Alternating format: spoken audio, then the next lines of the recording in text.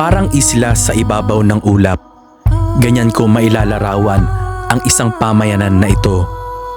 Ang pinakamataas na bayan at pinakamalamig na klima sa buong Pilipinas. Ano nga bang buhay mayroon ng mga tao dito at paano sila nakakaraos sa ganitong klaseng lugar na halos madalas kang walang makita dahil maya't maya rin binabalot ng ulap ang buong kapaligiran.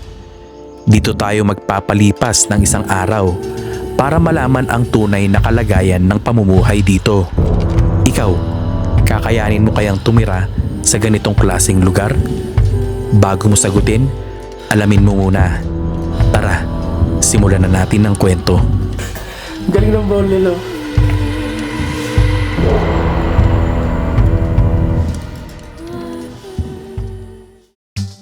Sa kagustuhan natin alamin at maranasan maging lokal dito kahit isang araw lang ay bumiyahe tayo patungong Hilagang Luzon sa rehiyon ng Cordillera sa probinsya ng Benguet. Medyo mahaba ang biyaheng ito pero ayos lang, medyo sanay naman na tayo. Tayo ngayon sa may Tublay, dito sa may Benguet. Kasalukuyan na kapalabas na si Bagyong Quiapo. Bumili lang tayo ng ano dito, ng Citizen dahil nandito ako sa Cordillera siguro about 4 to 5 days. No, mag-iikot lang ako dito. Tignan ko kung saan tayo pwedeng mag-camp. Medyo makulimlim pa yung panahon. Pero sa pagkakaalam ko yung bagyo nasa labas na ng Philippine Area of Responsibility. Pero sana naman hindi tayo ulanin. At medyo maganda yung timing natin ngayon guys kasi papalabas yung bagyo. So itong mga following days na nandito tayo sa Cordillera hindi tayo ulanin. Ayan na, maganda na ng paligid. Fast forward tayo. Ang destinasyon natin ngayon ay sa Atok, Benguet. Kilala itong pinakamataas na munisipalidad o bayan sa buong Pilipinas. Dito rin magsisimula ang pagtahak natin sa Halsema Highway o ang Baguio to Bontoc Road na kilalang isa sa pinakadelikadong kalsada sa Pilipinas. At kilala rin sa buong mundo pagdating sa mga peligroso at mataas na kalsada. Gumuho yung kalsada dito, isang lane. Kaya one lane na lang yung ginagamit nila. Gumuho pala. Ang ganito. Eto na, half tunnel. Nandito na tayo sa half tunnel guys. Oh! Eto na ang pagbabalik sa half tunnel. Let's go! Ang ganda! Dami riders Isa kasi yung half tunnel na yan sa mga pinupuntahan ng mga turista pagka pumupunta sila dito sa Atok. Kasi parang sa pagkakaalam ko matagal na yan nung sila unang panahon pa yan, panahon ng World War, nung ginawa yung half tunnel na yan dito sa may Atok, Benguet. So isa yan sa mga pinupuntahan ng mga turista dito. Tsaka meron na doon bagong parang signage. Gusto niyo mag-picture, pwede. Malapit na tayo. Nandito na tayo sa may Paway konting kembot na lang, nandito na tayo sa ating kakampingan. At hindi pa rin ako kumakain hanggang ngayon. Kailangan ko na makahanap ng makakainan. Tanghalian, alas 12 na. Dahil inabot na rin tayo ng gutom sa daan, subukan naman nating mananghalian sa isang karinderya dito sa malapit. Mga pangkaraniwang ulam lang din naman ang makikita dito. Pero tayo, nag-seafoods muna. Magugulat kayo kung magkano ang presyo dito. Magkano to, te? 200? Wala rin naman tayong choice. At masarap din naman ang pagkakaluto ng kanilang adobong pusit. So dito, kakaliwa na tayo dito. Ayan, Bosling Elementary School. Dito na tayo guys. Hey! Grabe ang abot! Ang lamig! Pakalamig! Ayan o, kita nyo ba? Wala tayong makita dito sa paligid. Ganda na dito. Ganda na mga vegetable farm oh. Dito tayo nagbabalik dito sa Pawai for the second time. Nakakatawa tignan itong mga mga vegetable terraces. Ayan, so dito tayo magta-turn right. Ayun doon sa taas. Dito. So dito tayo kakanan. Liit ng kalsada sa ganitong lugar talaga guys. Kaya kung naka 4 wheels kayo talagang bigayan lang. Sa bungad lang naman tayo, malapit tayo sa kalsada tayo.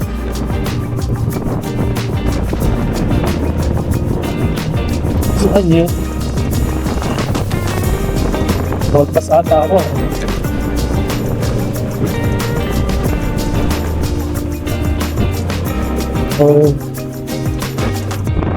Yan.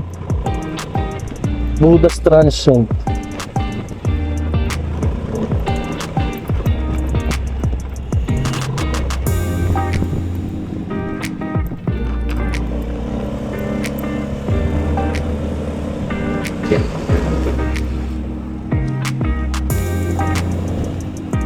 Magpas pa ako? Hindi ko alam guys kung lumagpas ako guys.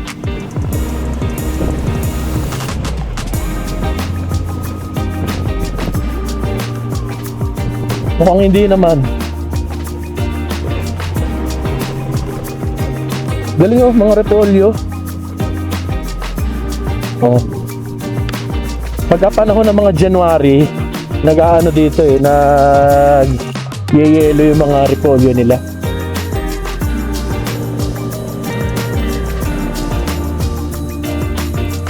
Dito na tayo guys.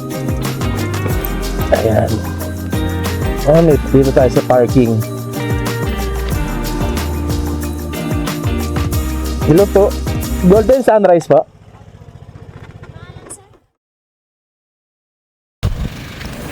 Nandito na tayo sa Golden Sunrise campsite at nag-rent na lang tayo ng tent and beddings kasi yung presyo konti lang difference. 350 yung kung may dala ka, ngayon 500 kapag ka magre-rent ka, so 150 difference, okay na rin, diba? Hindi ka na magliligpit. So ito yung kabuuan ng paligid oh. Medyo mahamog lang kaya wala kayong makita dito, pero mamaya yan siguro pagka wala na yung mga fog, kita mo na yung kabuuan ng mga paligid. Yung harap natin mga vegetables.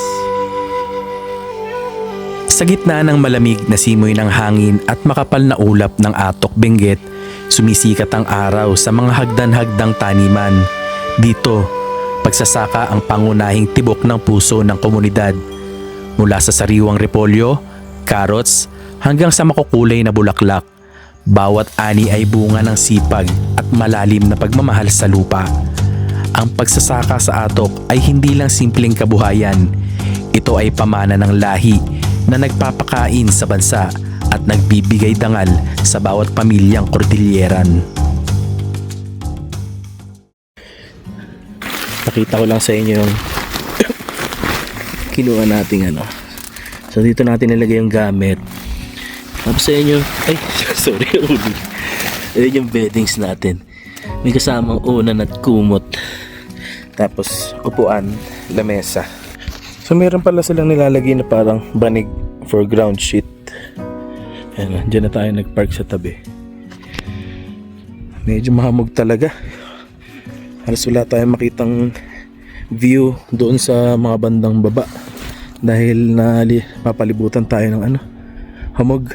Tapos punta tayo sa kanilang CR. Tingnan natin kung ano yung tsura. Naiihi na rin ako Meron silang hagdan, tignan nyo, pababa doon sa CR. Mababa ka lang dito. Gahagdan ka lang. Tapos, pwede ka rin mag-pitch dito sa baba ng mga tent. At meron pa dito. Ang baitang-baitang siya. So, meron dito. Tapos sa pinakataas. Ayos din. Tapos dito yung kanilang, so parang may bahay pa dito. Bahay siguro ng lokal. Tapos dito, kung doon kayo magka-camp sa mga nandun, dito kayo magpa-park. So kanilang CR, saan kaya? Ito ba? Ay hindi. Si CR. Ay ito. Comfort room. Ito yung comfort room nila. Okay, isa lang. Ay, ang galing oh. Ay, galing ng bubble nila oh. Galing. Nakababa. Tapos dito, may salamin. At, ayan. Gusto nyo mag-toothbrush. Tapos, pwede kayo maligo kung kaya nyo. Ayan, tubig. Ayan, malakas naman tubig. Ang galing. Ang galing ng bowl nila. Ang galing nga CR nila. Tapos, pwede ka palang mag-coffee dito. Meron silang ano dito, parang free coffee yata. Free coffee ba to? Yes po, yung Nescafe stick. Okay. May free coffee pala dito kung gusto niyo magkape. Nescafe nga lang. Mga ano, ewan ko lang kung free yung noodles. Baka hindi. Ito yung kanilang hugasan, lababo. Medyo malayo yung lababo Bababa ka pa dito. Ayan. Tapos, ayun yung view deck. Parang view deck sa taas. O bahay. Bahay na may-ari. Oo, bahay nga. Ito yung bahay na may-ari siguro. Ayos din. Maliit lang itong campsite nila dito. Parang siguro farm lang to na na-convert into a campsite. Pero farm pa rin naman kasi kita nyo naman yung paligid is may mga tanim na kagaya nito, repolyo. Ayan o. Maliit lang, inikot ko na kayo. Ang galing no. Parang sarap naman tumira dito. Napaka-tahimik lang. Saka may signal naman. Globe and Smart meron dito. Ang galing o. May mga bulaklak. Parang hirap huminga. Madaling hingalin sa ganitong mataas na lugar. Tapos ito na yung papasok sa mga car camper dito. Ayan merong family dito na nag tent pitch katabi natin. Tapos ayun lang. Ano something. Mabilis lang naman ilibot itong kabuuan ng campsite. Tara, labas muna tayo at tingin tayo ng mga pwede nating mapili. Dahil nasa sentro tayo ng komersyo dito sa Paway, ay normal lang na makakita rin ng mga establisimento. Ganito ang itsura ng 7-Eleven dito. Actually, parang 7-Eleven na rin. Sari-sari ang tinda, halos kompleto na rin. Grabe oh. Kita nyo yung mga ano nila lumolobo. Lumolobo yung mga chichirya. Ito oh, nalobo. Lumolobo.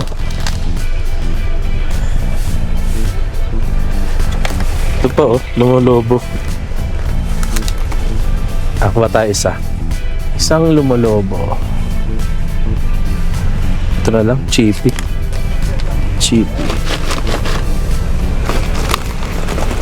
Mani. Sugo. Ito, mani. Sa kaloob-looban pa, marami rin naman tayong pagpipilian. Ang mga produktong ito ay inaangkat pa mula sa kapatagan dahil sa layo, normal lang na medyo mataas ng kaunti ang presyo pagdating dito. Siyempre, para makatipid, sisig ang ating lulutuin mamayang ulam. Kaso, dilata nga lang, di rin mawawala malamang ang paborito natin.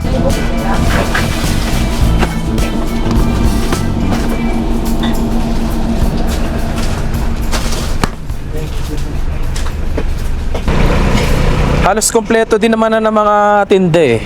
Parang mini grocery na siya. So, tubig, soft drinks, alak, mga gulay. Mga panggisa, kompleto na rin. Alam ko may tinda rin silang karne doon sa freezer. Sa pagkakaalala ko may tindang manok yun. Manok, tsaka baboy. Kompleto na. So kahit wala kayong dalhin papasok, paakyat dito sa Atok, dito na lang kayo bumili. Nga lang, pagka mga lutong ulam ang bibili nyo dito, pricey.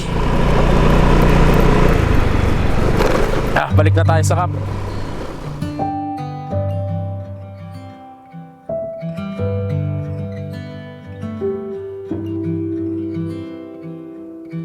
I haven't felt the sun or the blowing of the wind. Don't know where it goes. Haven't heard where she's been. To be happy, stay strong. To feel love, to be known. Napakalamig. Napakalamig dito. Ito yung karatula nila, oh. Pakita ko sa inyo. Ayan, oh. Golden sunrise. Malamang dito nasikat ang araw.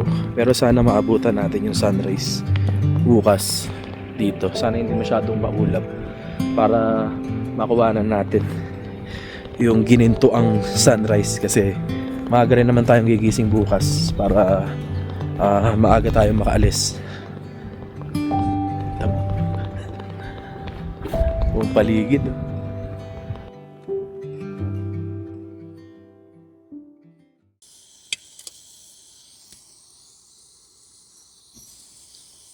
So habang tayo'y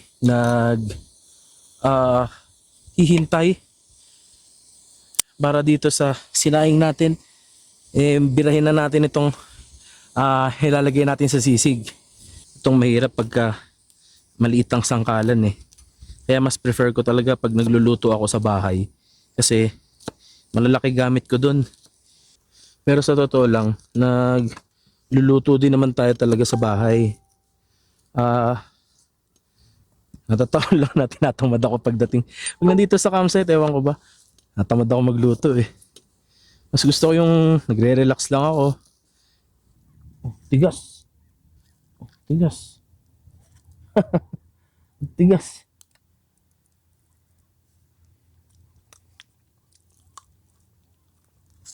Nalamigan kasi eh. Oh, tigas. Hindi ata kasya, guys. Hindi kasya. Akasan na natin para kay Ming mamaya. Hindi kasya eh. Baka hindi niya kainin pag maanghang eh. Oo. Bawasan na natin para kay Ming mamaya. Guys, nakita niyo ba yun? Nagpapakita na yung mga kabundukan. Ayan o. Wow, ganda. Ang ganda habang nagluluto tayo. Wala, sana pala nilagyan ko ng mantika to.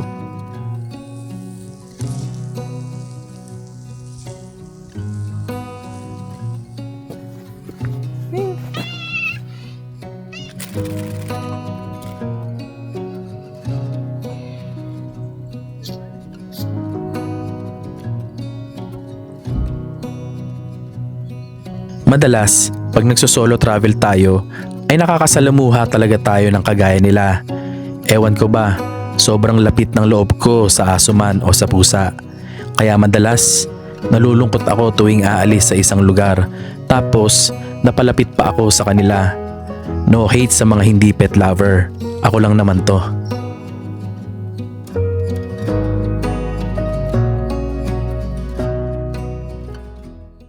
May tindahan pala dito. Nadaanan ko na kanina, hindi ko pa nakita. Ako ate, tubig lang. Kahit na hindi pala lumabas meron na dito mga tubig Toyo. Ayun lumabas pa tayo kanina. Ako bumili ako sa labas kanina, hindi ko na hindi ko na Inalamig, malamig naman na. Okay na yan. Patayin nyo yung aircon nyo. 35. 35 no? Tubig. Ito yung sa akin. 35. Si ate. Ang tindahan nila ay sa tapat ng... Anong lugar to ate? Yan, yun nandyan? Buddhist transient po. Budos? Buddhist. Budas Transient. Ayun, dito lang sila sa tapat. May tinda din kayo mga karne? Meron po. Ay, meron? Meron po dito. Ah, talaga? Pwedeng patingin? Meron pala eh. Ay, pala yun. May mga manok pa may ano pa tulingan, Tutuan na lang eh. bangus, Ako may tinda kang baboy, oo. Ay, chinelas wala kang tinda. Hindi na sa lang din ako. Sigarilyo, alak, kompleto sila. Chinelas pala tayo meron? Wala na. Magkano? Ayun o. Yun pa nga. Magkano? 400? 100. Ah, 100? Oo, sige, ako isa pati, 100. Kailangan ko, kahit ano. Ano size yan din? 10. Ate, maraming thank you. Kasi 1 linggo ako sa Cordillera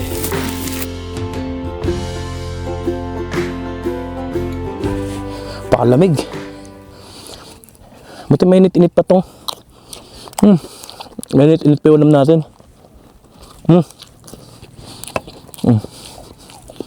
Sarap.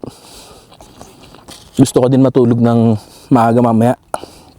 Tapos ng fellowship natin. Dahil babiyahe tayo maaga.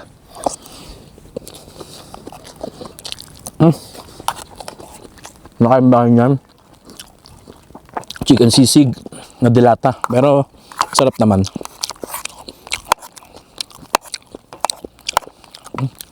Ayun.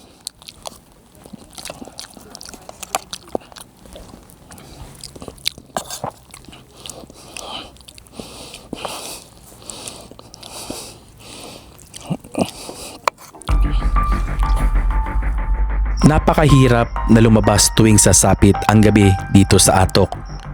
Hindi naman dahil sa nakakatakot, pero dahil lalong lumalamig at sumasabay pa ang hangin. Ito yung klase ng lamig na nakakapaso ng balat.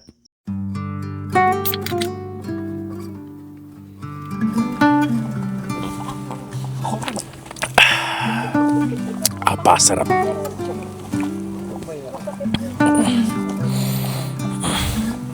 So, ano pa bang gagawin natin ngayong gabi? Mag-fellowship lang at papantok lang tayo dahil bukas, maaga tayong aalis. Video lang tayo konti dito, then biyahe na ulit tayo. Pahilaga. At kung saan tayo pupunta, malalaman nyo na lang bukas dahil wala akong plano. Lamig nung iniinom ko. Kahit wala ng yelo. Ilagay mo lang sa labas.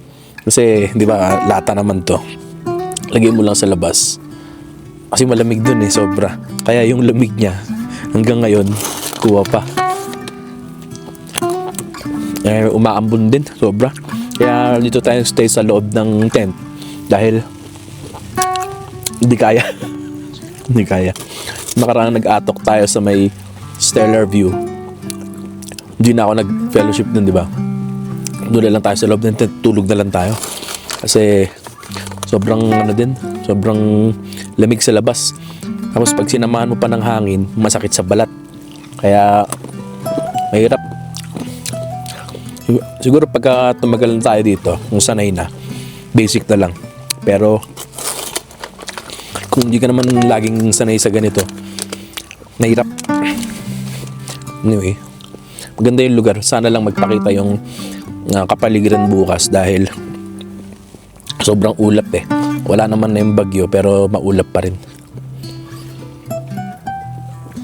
Konti lang to, pampantok lang.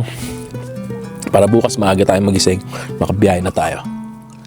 Normal dito sa Atok ang magkaroon ng malakas na hangin sa gabi.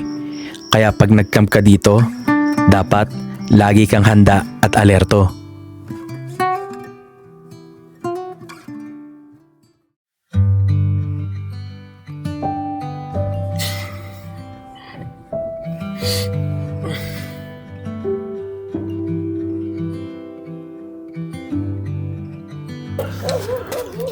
Morning good.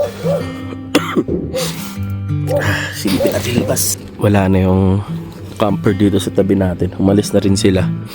Yung naka 4 wheels. Tapos tayo lang ang nandito. Meron pa pala nasa kabila. Aalala niyo yung pinakain natin na pusa kahapon. Tulog ako kagabi. Nandito siya sa tabi ng tent, tapos pinapasok ko siya. Dito lang nakipaglaro lang sa atin, tapos ayun, dito na rin natulog. Pagising ko wala naman na, lumabas na kasi nag-iwan ako ng konting bukas pa para ako sakaling naiihi siya or nadudumi, pwede siyang lumabas. Katuwa lang, katabi natin matulog. Ginaw pero sakto naman kasi naka 4 season tent itong ginamit natin dito. Hindi malamig siya pero sakto lang, parang nasa around, kung nasa bahay ka naka 17 degrees Celsius lang yung lamig niya pag dito sa loob. Pero syempre sa labas mahangin kagabi, malamang mas mahirap yun. Anyway, babiyahe na rin ulit tayo mamaya at didiretso na tayo sa Sagada. Sana walang maging aberya.